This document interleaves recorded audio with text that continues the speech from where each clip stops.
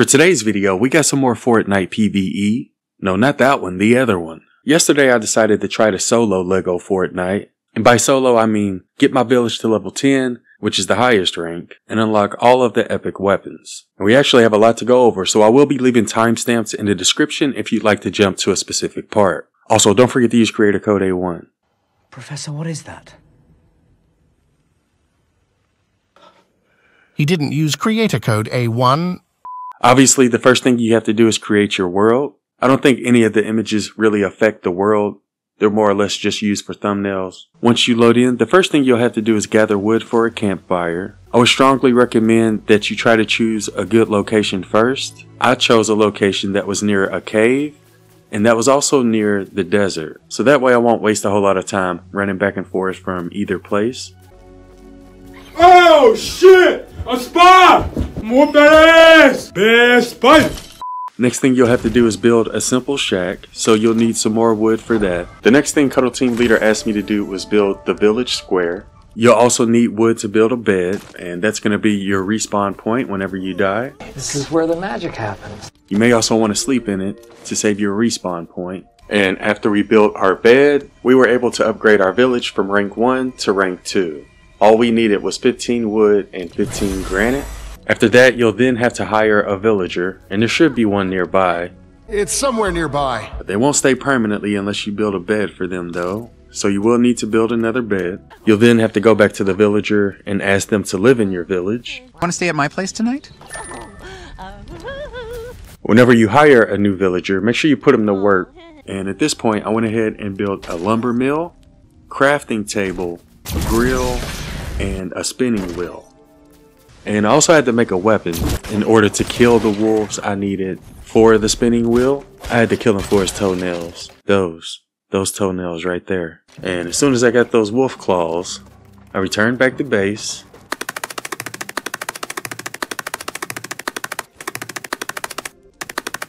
And made a spinning wheel, because you need wolf claws in order to make the spinning wheel. You don't really need the grill or the spinning wheel to upgrade your village at this point, but we were going to need them anyway, so I went ahead and crafted them as well. But you will need the lumber mill in order to make planks, because one of the requirements to upgrade your village to rank 3 is planks, and you'll also need granite. And once you've gotten both of those resources, you can go ahead and upgrade to tier 3. Upgrades, people! Upgrade! Once we got to village rank 3, the first thing I did was build another bed and hire another villager. And I put her ass to work.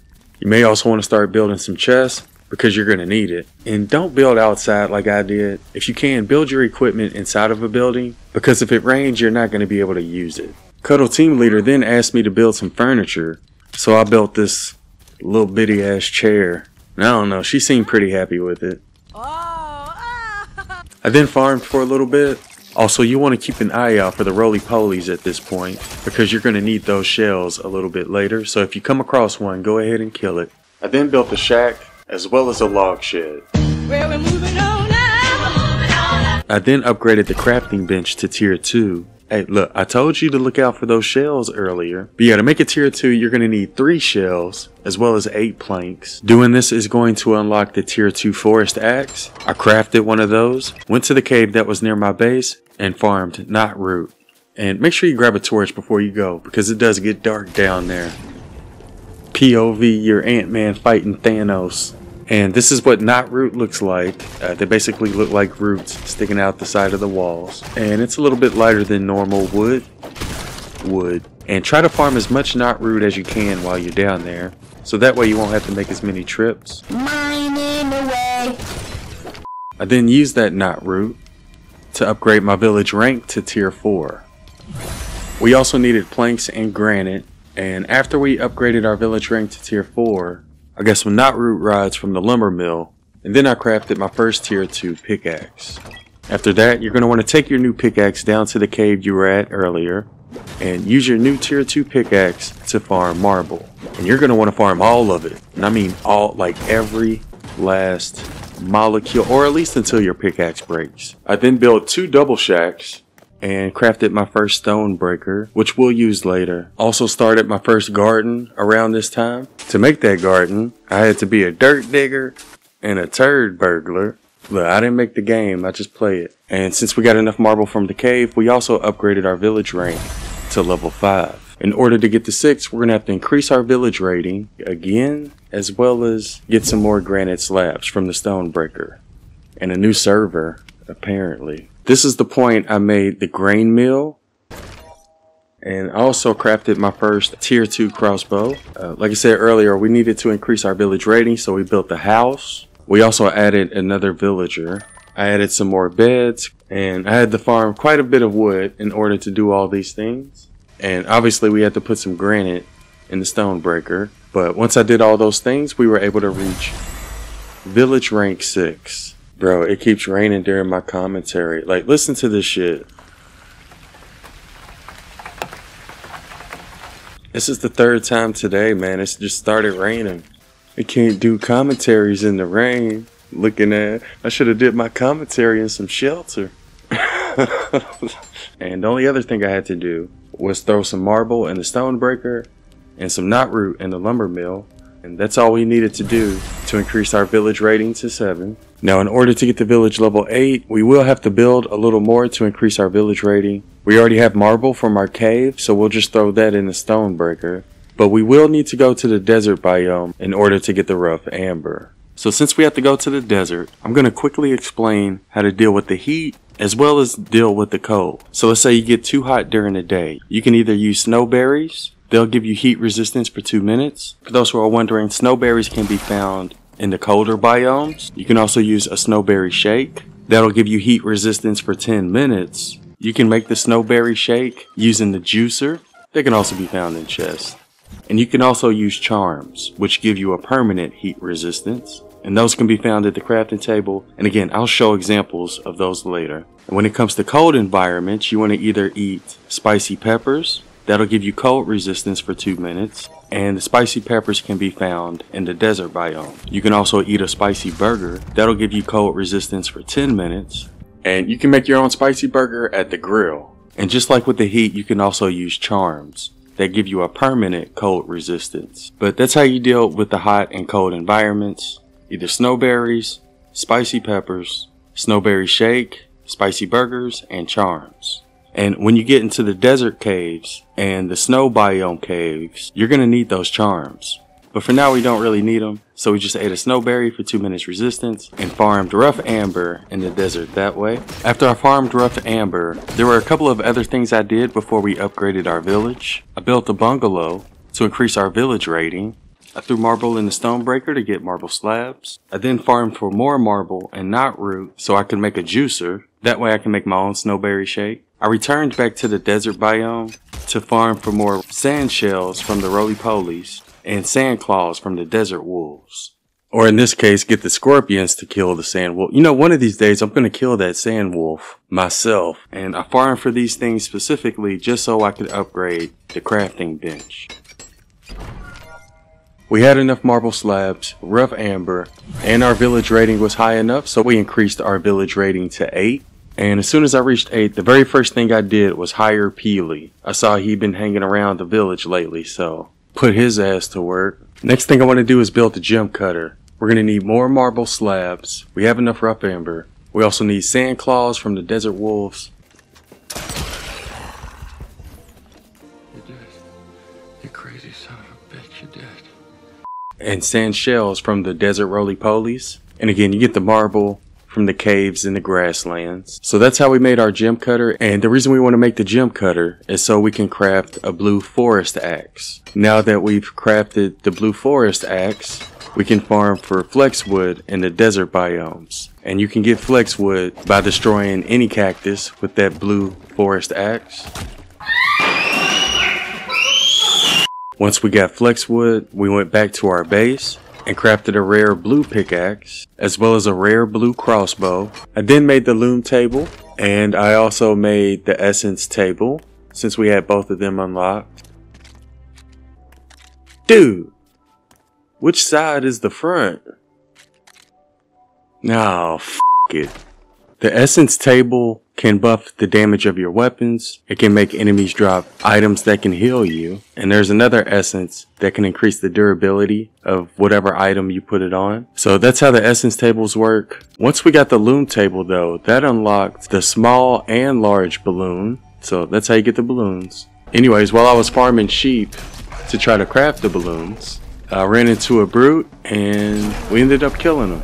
And this was the first brute I had killed up to this point. And he dropped the brute scale, which we'll use later. Also, apparently there's supply drops in Lego Fortnite. And you can see some of the things I got from it. And since we were able to get wool fabric and silk fabric from our loom, we can now craft the glider. And this is going to help you get around the map a lot easier. Definitely recommend getting the loom and crafting this glider as soon as possible. Once you get it, just go into your inventory and add it to your equipment. You should see it on the bottom right. So that's how you get the glider. I did mess around with the toys and the balloons.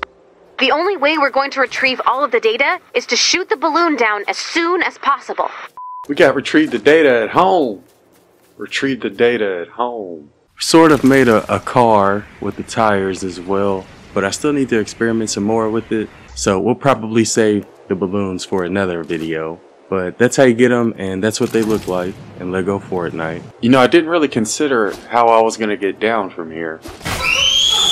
So now that we have our blue rare pickaxe, we can go farming in the desert caves. But there are a few things we need to do first. We need to make sure that we have snowberry shakes. Preferably at least 2 of them, so that way you won't overheat while you're down there. And we also had the charm that increases your heat resistance. I think it was called Cool Headed Charm. We had that equipped, which increased our number of stars in the top left. And if you do those 2 things, you won't have to worry about overheating while you're down there. Now, as soon as you load into the desert cave, first thing you need to do is drink that snowberry shake so you don't overheat. After that, I did have to kill a few scorpions, roly-polies, and skelly boys while I was down there. But once we cleared it out, we started farming. Here's what copper looks like. And we'll need plenty of this later. Here's what bright core looks like. No, not that bright core. And bright core is usually found near lava. If you have the charm and you drink the snowberry shake, even if you fall in the lava, you shouldn't die. But obviously, you're going to want to stay away from that. But yeah, that's what bright core looks like. I think bright core is definitely one of the most important resources because we use it for almost everything. You can also find rough ruby down in the desert caves. And that's another resource we'll need later. We also got obsidian. Boy, if you don't get... Here's what obsidian looks like. And this is another really important resource. And that obsidian is what we needed to upgrade our village to rank 9. We also needed some flex wood as well as cut amber. But once we farmed enough obsidian, we went ahead and increased our village rank. And increasing our village rank from rank 9 to 10 was actually pretty easy, because we already had all the materials we needed. All we had to do was throw some of our obsidian in the stone breaker to make obsidian slabs. We had rough amber saved, so all I had to do was throw that in the gem cutter to get the cut amber. And for flexwood rods, just throw flexwood in the lumber mill. So pretty much the only thing we really needed to do was build another building to increase our village rating. And the building I chose was the tower, because I wanted to jump off of it and use my glider to get around the map.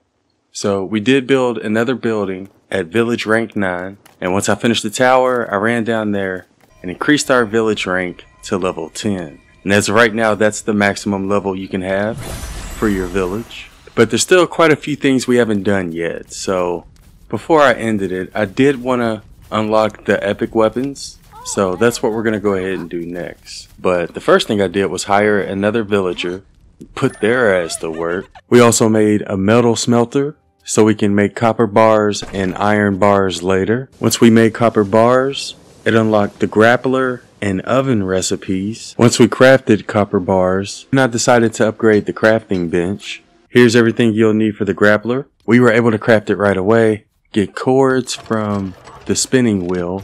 We got copper bars from the metal smelter. And I got most of my blast powder from chests around the map, but I believe I also got some by killing groups of bandits. Sometimes they'll drop blast powder as loot. But yeah, that's how you get the grappler. And the grappler with the glider is definitely a great way to get around the map. We crafted an epic forest axe, and this is the axe we're going to use in the colder regions. And then we crafted some charms. And we also got blast core from the desert caves. You can either get blast core from chests or from the thing that explodes down there. I don't know what it's called, but whenever it explodes or when you kill it, it'll drop a blast core. After that, we made an oven, and here's everything you can cook using that oven, as well as all of the resources required for each. Before we can go explore the cold caves, first thing we need to do is get the epic pickaxe, and the way you get the epic pickaxe is by farming frost pine in the cold areas. I just had to use my purple forest axe that I crafted earlier and destroy any tree that's standing in the cold biomes, and they'll drop frost pine. You also want to keep an eye out for caves while you're farming frost pine, because after we craft our epic pickaxe, that's where we're going next. And if you do see one, you can just place a map marker next to it, and that should help you find it a little bit easier. Or you can place campfires on top of it and look for the smoke.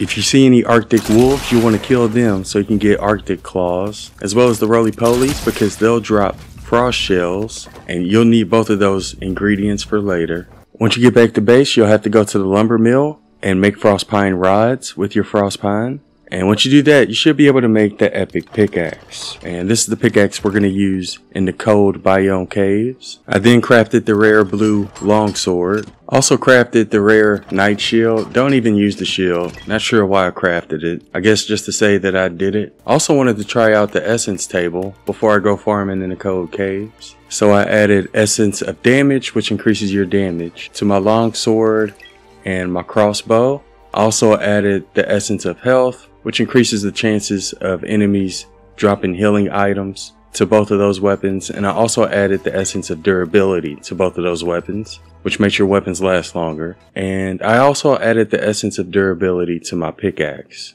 the epic one that we just crafted. So I did add essence to my weapons. We also have spicy peppers in our inventory, as well as spicy burgers, which you can make at the grill. And we also have our epic pickaxe. So I feel like we have everything we need to go into the caves that are in the cold biome. Once you get to the cave, the first thing you want to do is eat that spicy burger. It's going to allow you to ignore the cold for 10 minutes, and it gives you more time to farm. And let me just say, if you ever make it to these caves, you don't want to take any damage from these skeleton wolves that are down here, because they can kill you with one shot. Even with all of our charms and all of our health, they still one-shot us. So you may want to use your crossbow on them. But yeah, killing those skeleton wolves down there will give you cursed bone, which you'll need for epic charms that we'll see later. Here's what iron looks like down in the frozen caves. Iron. Here's what sapphire looks like in the frozen caves. And we'll be able to use that on the gem cutter.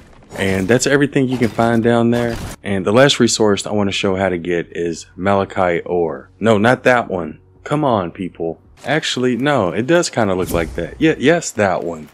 That's exactly it. And I'll show why you need it here in a second. But in order to get malachite ore, you will have to build your way up these icy walls and search along these cliffs. You may also be able to get them from chests, but this is the only place where I could find them. And that sums up all the materials and resources that you can get from those frozen biomes. There is one other material I wanted to explain how to get, and that's the purple heavy wool thread. The way I was able to get it was from my villagers. I put their asses to work, and I remember I gave Peely like a textile job, and when I asked him for resources, when I asked him for rent, he ended up giving me the heavy wool thread. I believe I may have also gotten some from chests while exploring, but I think I got most of my heavy wool thread from villagers. So anyways, now that we have everything we need from the caves, we're going to go ahead and return to our base. And in order to unlock epic weapon, so all you have to do is put the iron that you farmed into the metal smelter, because as soon as you pick up your first iron bar, it'll unlock all of the epic weapon recipes. Sorry it took this long to explain it. But yeah, that's how I was able to get to village rank 10 and unlock epic weapons while playing solo. So now we can make the epic crossbow, the epic night shield, as well as the epic longsword and epic shovel. Now we can make all of those epic if we want to. As you can tell, for a lot of these charms, you're going to need malachite you're going to need frost shells or heavy wool thread. So that's why I wanted to explain how to get all these different materials and resources. But yeah, those materials are going to help you craft not only epic weapons, but they'll also get you epic charms as well. I say in total, it probably took me about 12 to 14 hours. It can definitely be done a lot faster if you're playing with other people. But I felt like I would learn better if I did it solo, so that's why I chose to do it. So yeah, last thing I want to do before I go is show what the epic sword looks like in game. And hopefully I can show this before the servers kick me off. But yeah, just wanted to share my personal experience with the new Lego Fortnite mode. And also wanted to share some tips. Don't forget to collect resources from your villagers. You can also make them follow you when you go out exploring. Don't forget to craft and use your charms. Also, if you ever see this little colorful light up here, make sure you follow it, because it always leads to either chests or llamas, and it's a good way to get resources. Okay, this doesn't really have anything to do with the video, but just wanted to show what happens when you go to the end of a rainbow. Honestly, it looks like a bunch of Teletubbies having a party up there. Yeah, I don't know if something was supposed to happen or not, but that's what I saw when I looked at the end of the rainbow. Oh, fuck. Anyways, I think we're going to play some Lego Fortnite with viewers on Twitch, so be sure to follow if you haven't already. And if you found this video useful, be sure to drop a like on it. But this sums up everything we're going to go for this one. Let me know in the comments, what are your thoughts on the new Lego Fortnite mode? I hope y'all have a wonderful day, and thanks for watching.